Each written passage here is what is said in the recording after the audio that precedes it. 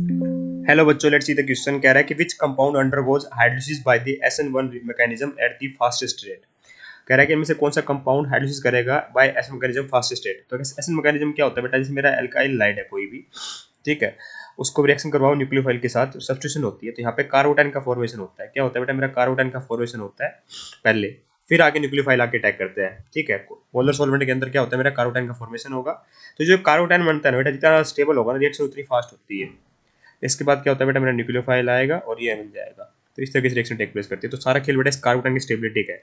जिसमें बात करूँ, ये बाहर निकलेगा तो यहाँ कार्बोटाइन बनेगा, ये बाहर निकलेगा बेटा तो ये कार्बोटाइन बनेगा यहाँ पर, इसमें ये बाहर निकलेगा तो यहाँ कार्बोटाइन बनेगा। बस हमें स्टेबिलिटी देखनी है बेटा, जिसमें सबसे ज़्यादा स्टेबल होगा वही आंसर हो जाएगा।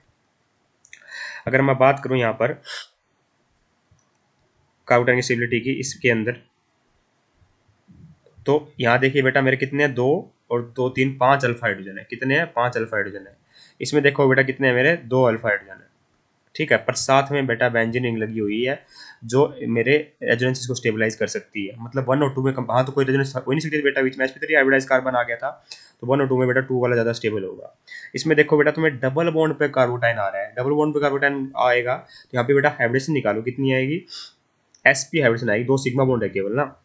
sp हाइब्रिडेशन का मतलब बेटा एस करेक्टर बहुत ज़्यादा है, 50% एस करेक्टर है।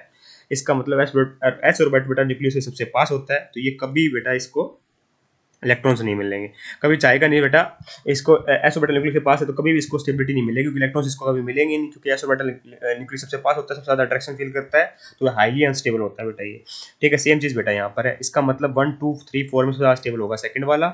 I hope you got the answer, क्योंकि उसमें रिएक्शन सबसे फास्ट होगी, तो कार्बन सबसे ज्यादा स्टेबल है, वही रिएक्शन सबसे ज्यादा फास्ट होगी, क्योंकि बेंजीन की वजह से एरोमेटिसिटी भी मिल रही है रिंग की, रेजोनेंस भी हो रही है, ठीक है, साथ में अल्फा हाइड्रोजन भी मिल रहे हैं। तो ऑप्शन नंबर 2 परफेक्टली करेक्ट है। I hope you got the answer. Thank you so much.